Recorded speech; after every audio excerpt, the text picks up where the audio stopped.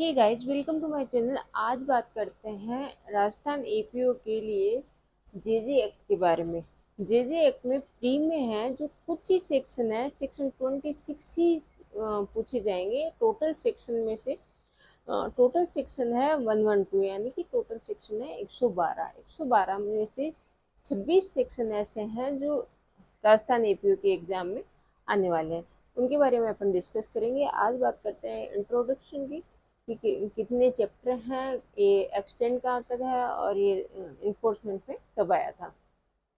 JJ act 2015 जो act number 2 है 2015 का, कि जो बालकों के संरक्षण के लिए जो अधिनियम बनाया गया है वो, जिसका एक्ट नंबर 2 है 2015 में। 2015 में सेकंड नंबर का एक्ट है वो जेजे एक्ट है।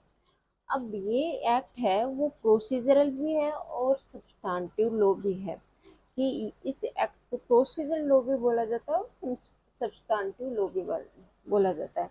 इसमें टोटल सेक्शन है 112, यानी कि टोटल सेक्शन है 112।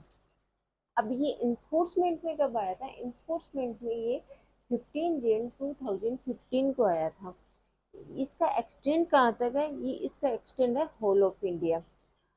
टोटल चैप्टर कितने हैं? टोटल चैप्टर हैं 10। जो बात करते हैं, फर्स्ट चैप्टर है प्रिलिमिनरी, जो सेक्शन 1 से लेके 2 तक की बात करता है। चैप्टर 2 है जनरल प्रोविजन, कि बालकों की देखरेख और संरक्षण के लिए साधारण जो सिद्धांत दिए गए हैं वो चैप्टर 2 में दिए गए हैं, सेक्शन 3 के अंदर डिफाइन किए गए हैं। चैप्टर 3 बात करता है जेजे बोर्ड की, किशोर न्यायिक बोर्ड, जो सेक्शन 4 से लेके 9 तक की बात करता है। चैप्टर 4 है जो प्रोसीजर की बात करता है, प्रोसीजर फॉर सीसीएल। सीसीएल का मतलब क्या होता है कि किस विधि का उल्लंघन करने वाले बालकों के लिए संबंध में प्रक्रिया। चाइल्ड कॉन्फ्लिक्ट विथ लॉ, ये प्रोसीजर की बात करता है। चाइल्ड कॉन्फ्लिक्ट विथ लॉ, ये जो विधि के उल्लंघन करने वाले बालक हैं उनके बारे में बात करता है। चैप्टर 4 जो सेक्शन 10 से लेके 26 तक डिफाइन किया गया है। चैप्टर 5 बात करता है चाइल्ड वेलफेयर कमेटी की, बाल कल्याण समिति, जो सेक्शन 27 से लेके 30 तक की बात करता है। अब अपने प्री के अंदर है वो सेक्शन 26 तक ही पूछे जाएंगे, जिनमें से सेक्शन 3 है वो नहीं पूछा जाएगा। अब बात करते हैं चैप्टर 6 की, जो प्रोसीजर बिफोर सीसीपी। सीसीपी का मतलब है कि child in need of care and protection, जिन बालकों को नीड है केयर एंड प्रोटेक्शन की, वो सेक्शन 6 में दिया गया है उनका प्रोसीजर। जो बात करता है सेक्शन चैप्टर 6 में दिया गया है, जो बात करता है सेक्शन 31 से लेके 38 तक।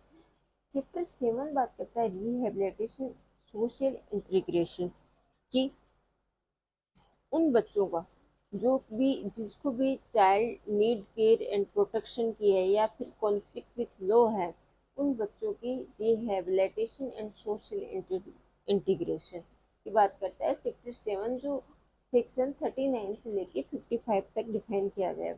चैप्टर 8 बात करता है एडॉप्शन की, कि इन बच्चों का एडॉप्शन किस प्रकार से किया जाएगा, जो सेक्शन 56 से लेके 73 तक डिफाइन किया गया है। चैप्टर 9 बात करता है ऑफेंस अगेंस्ट चिल्ड्रन, जो कि सेक्शन 74 से लेके 89 तक की बात करता है।